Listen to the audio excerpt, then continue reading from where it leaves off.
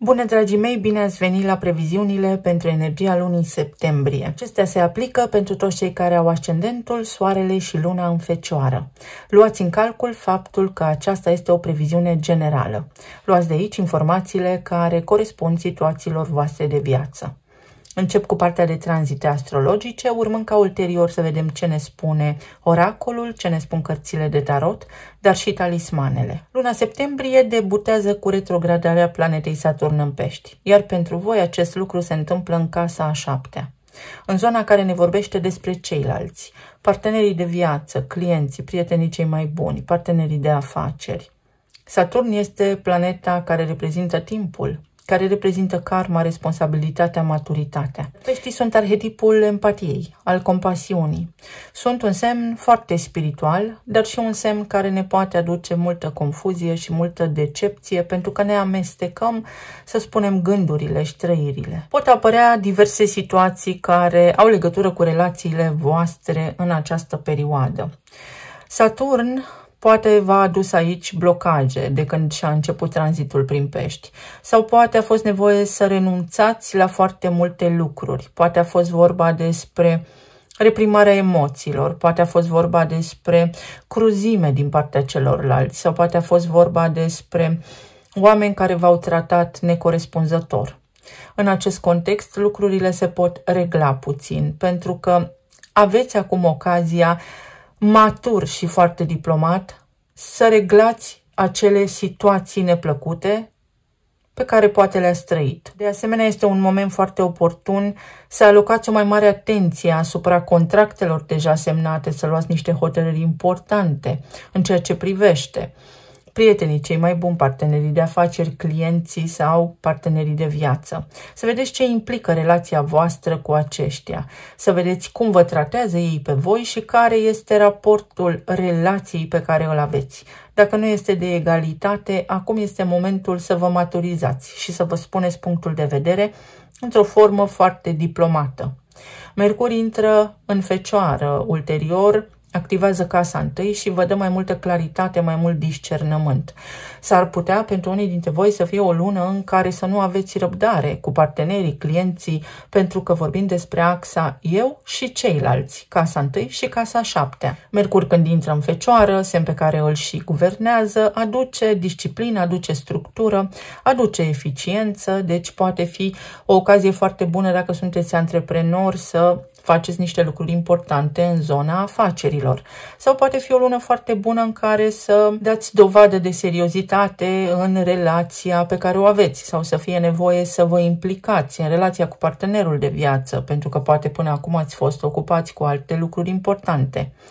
Mercur în Fecioară mai poate aduce și critică într-o vibrație joasă. În consecință, aveți senzația că ceilalți nu vă înțeleg și să intrați în defensivă. Dar pentru că Saturn este în retrogradare, vă poate crea situații pentru a vedea cine este drept, cine este nedrept în acest context al unei relații interpersonale.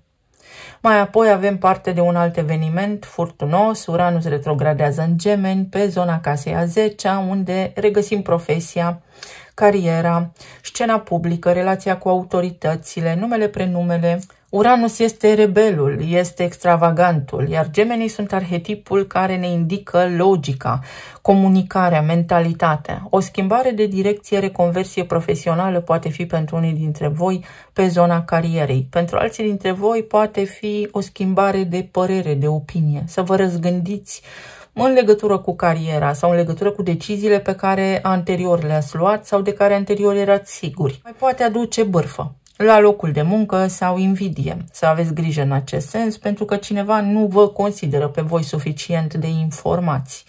Mai poate fi vorba și despre situații care implică autoritățile. Aveți grijă la relația cu acestea, pentru că din lipsă de informație sau de informare se pot crea fel și fel de confuzii în această lună. Pentru alții dintre voi poate fi o ocazie unică în viață să evoluați, o șansă remarcabilă să reușiți ceva.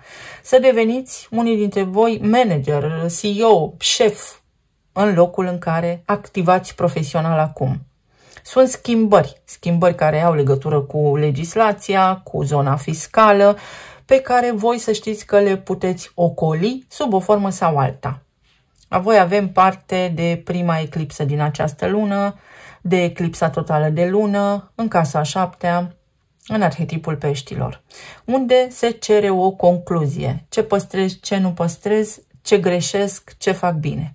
Este o ocazie foarte, foarte bună să vă luați un timp de gândire, pentru că s-ar putea în viața partenerilor voștri sau a clienților voștri să se întâmple niște lucruri care vă influențează indirect. Este o lună foarte bună în care să reevaluați contractele sau relațiile pe care le aveți, sau poate produsele pe care le aveți la vânzare în cazul în care aveți o companie, sau serviciile pe care le oferiți, pentru că este nevoie de o actualizare. O eclipsă totală de lună vine cu o finalitate și cu un început. Mai poate veni ori cu una, ori cu cealaltă. Adică ori ajungeți într-o relație stabilă și unii dintre voi chiar vă puteți căsători dacă sunteți persoane singure, ori este vorba despre un final de drum, dar foarte liniștit. Se rezolvă lucrurile, puteți să faceți ceva de genul separarea unor paliere, separarea unor gânduri, nu ne mai amestecăm. Poate lucrați împreună cu partenerii voștri de viață și este necesar să rămână doar unul dintre voi acolo. Mai apoi, Mercur, guvernatorul vostru, și începe tranzitul prin Balanță și activează casa banilor. Balanța este semnul contractelor, este semnul relațiilor, iar Mercur aduce logică, aduce istețime, aduce flair pe zona aceasta. Casa a doua reprezintă valoarea noastră, stima de sine, pe ce punem noi preț, materia primă, resursele noastre, dar și banii câștigați prin munca proprie. În consecință, este nevoie de un echilibru. Tocmai pentru că s-ar putea unii dintre voi să vă confruntați cu o trezire la realitate, aveți nevoie de noi planuri. Să puneți în balanță ce încasați și ce cheltuiți. Cheltuieli versus profit, pentru că va fi necesar. Se schimbă anumite lucruri, așa cum am spus, poate pe zona fiscală și atunci va trebui să reconsiderați niște planuri anterioare. De asemenea, prindeți încredere în voi, curaj și mergeți înainte, pentru că puteți acum întreprinde noi acțiuni, puteți să dezvoltați noi direcții, vă puteți dezvolta. Venus, zeița iubirii, intră și ea pe casa 1 și asta vă poate ajuta în Fecioară.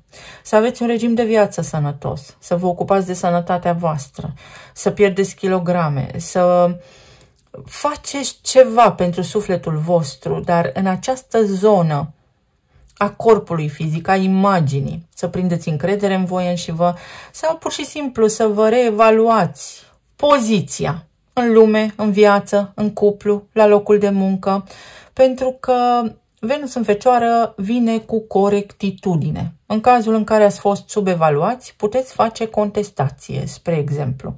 În cazul în care ați fost la un interviu și nu vi s-a oferit salariul dorit, puteți reveni asupra discuției și puteți negocia.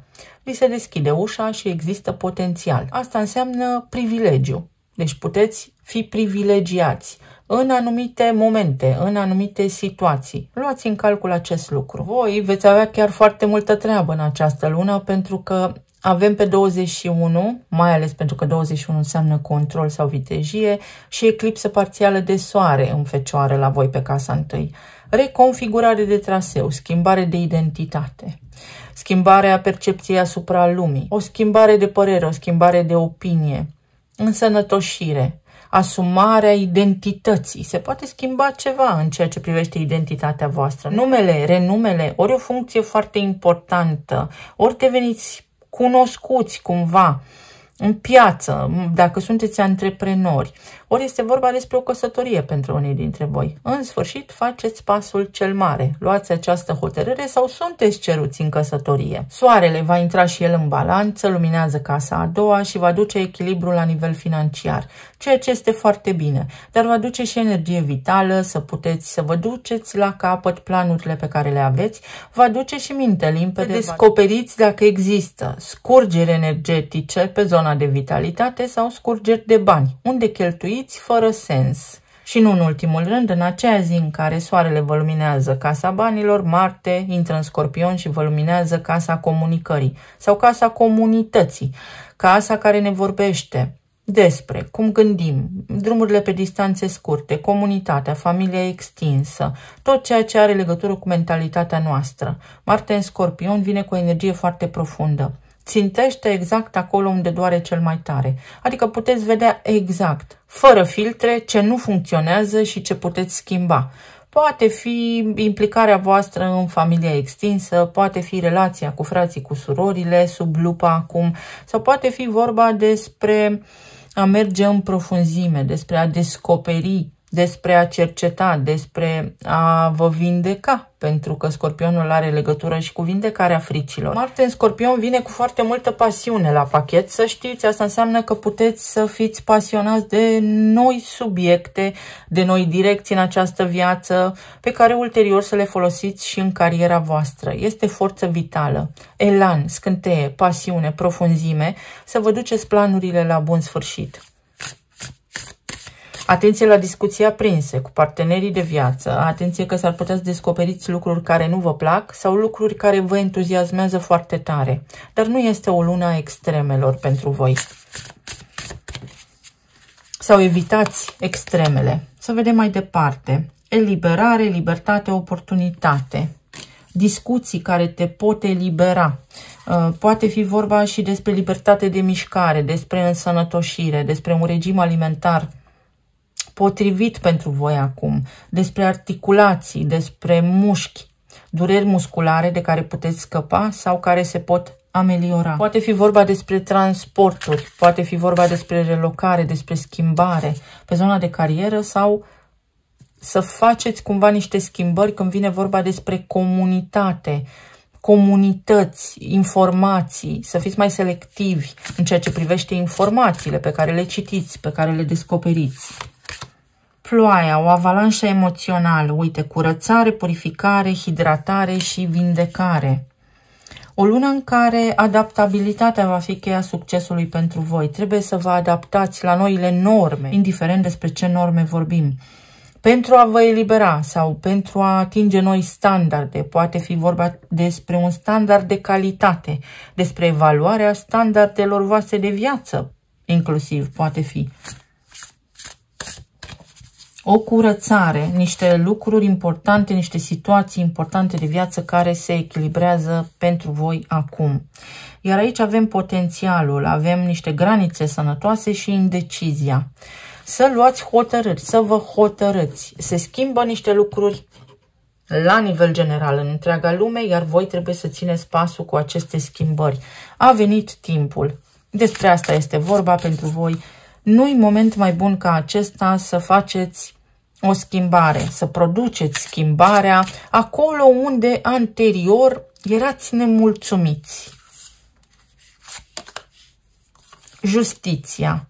În zona financiară se pot schimba niște lucruri, puteți cere niște bonusuri sau se pot aplica niște măriri. Atenție în cazul în care ați uitat să achitați facturile, să nu vă treziți cu penalități sau dobânzi.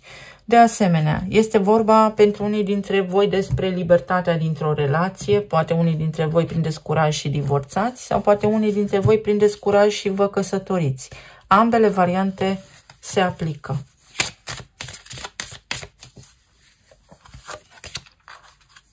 Și împlinire, întregire. Iar aici avem semnul Vărsătorului. Pluto se va îndepărta de Soare, iese de sub influența energetică a Soarelui în curând.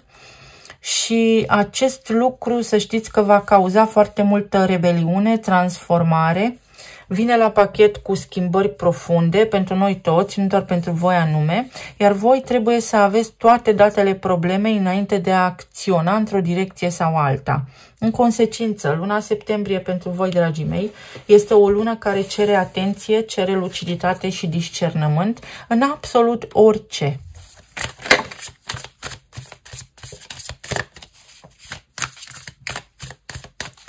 Să vedem. Soarele. Deci soarele în balanță. 6 de monede.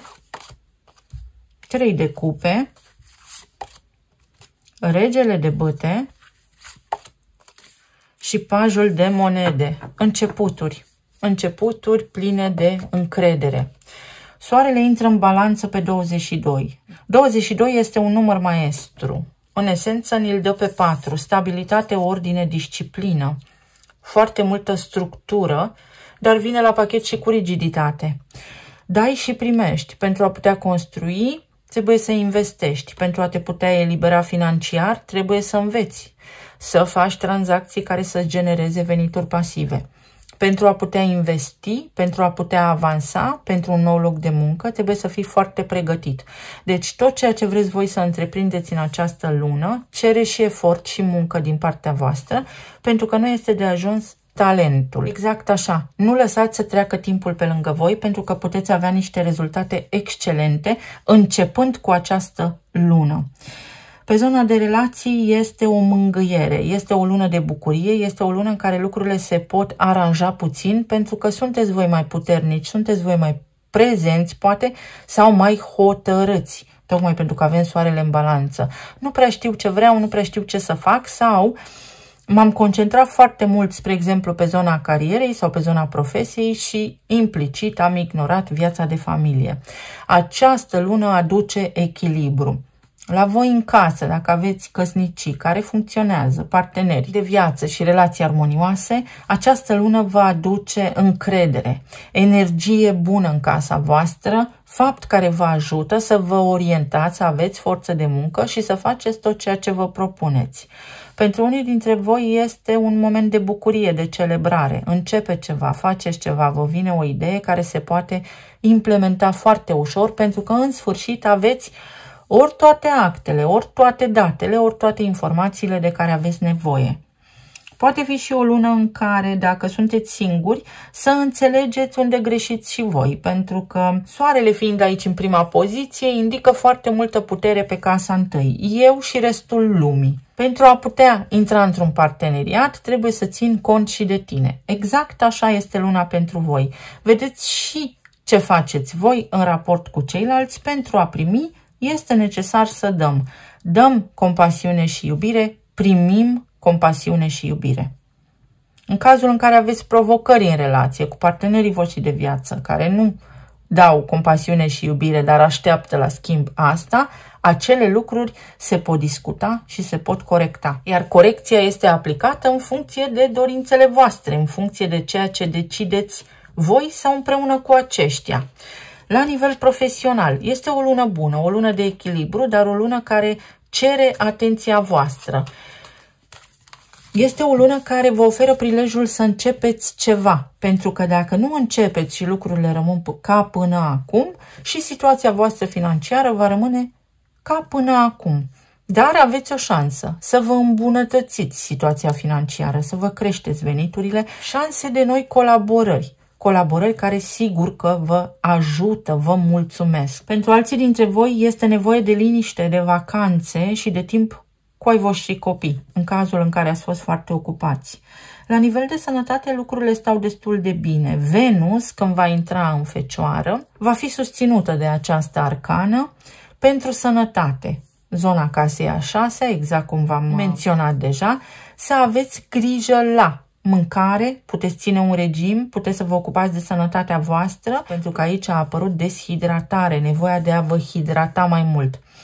Poate această hidratare ne vorbește despre zona emoțională, pentru că aveți pești în casa a 7-a și acolo poate nu v-ați putut în ultima perioadă exprima sentimentele față de cei dragi, așa cum aceștia ar fi avut nevoie, iar începând cu această lună, veți deveni mai calzi, voi sau ei. Râdeți, glumiți, situația se detensionează, se relaxează atmosfera în casa voastră.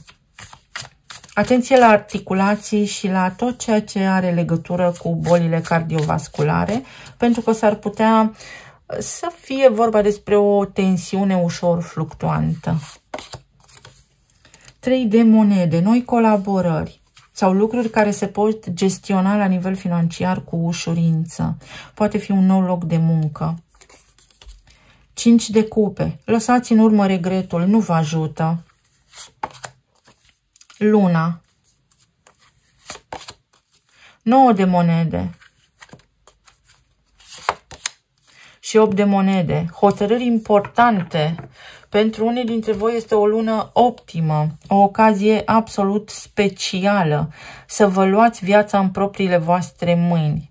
Indiferent despre ce sector vorbim aici, pentru unii dintre voi este un moment foarte bun să vă reevaluați relația. Acolo unde simțiți că sunteți neîndreptățiți, că nu e bucurie, că nu e veselie, că nu e iubire, compasiune, puteți ieși din această relație, pentru că există și viață după și mai mult decât atât vă veți simți foarte bine făcând acest pas, fără regrete, fără durere.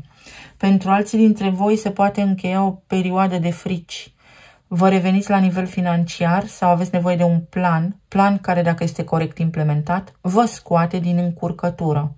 Pentru alții dintre voi s-ar putea să fie nevoie de un tratament, să faceți o vizită la medicul curant sau să vă ocupați mai mult de sănătatea voastră. O lună care vă ajută, mai ales atunci când se produce eclipsa totală de lună în casa 7-a, să luați niște hotărâri importante în raport cu ceilalți. Ceilalți pot conștientiza unde au greșit și că dacă nu se schimbă pot rămâne singuri. Poate fi vorba și despre o lună în care oamenii să știe ce vor. În cazul în care ați avut provocări până acum, de această dată toată lumea știe ce vrea.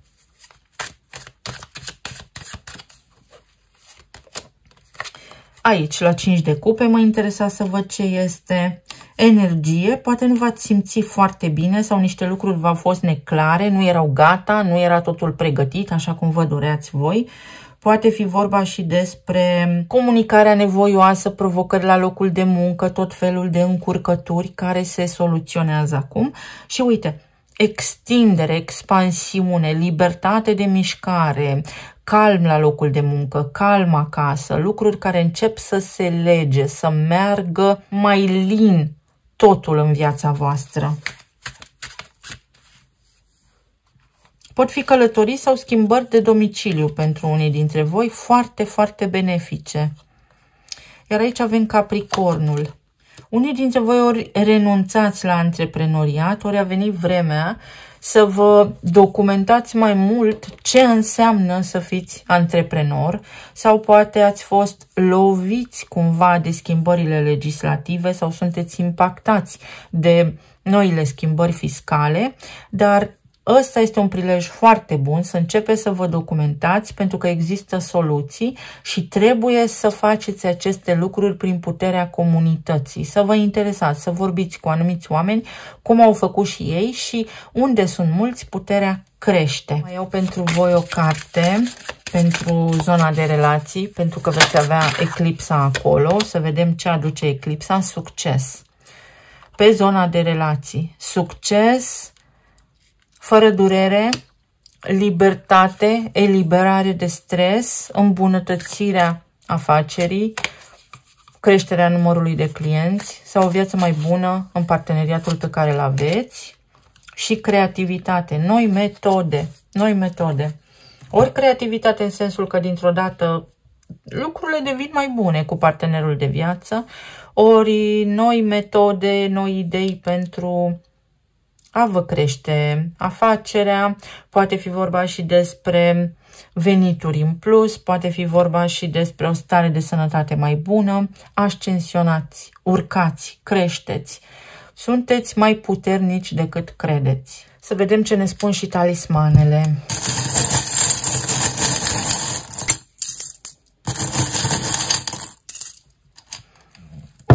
O încheiere de situație, noutate, de la zero sau altceva, nu neapărat de la zero pentru că aveți experiență, trebuie doar să aveți încredere în voi înșivă. Uite, să înțelegeți cât de puternici sunteți. Din nou apare semnul Capricornului, Saturn.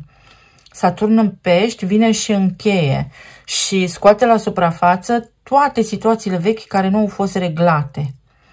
Dar acum vă este ușor să vă mișcați. Adaptabilitate și flexibilitate.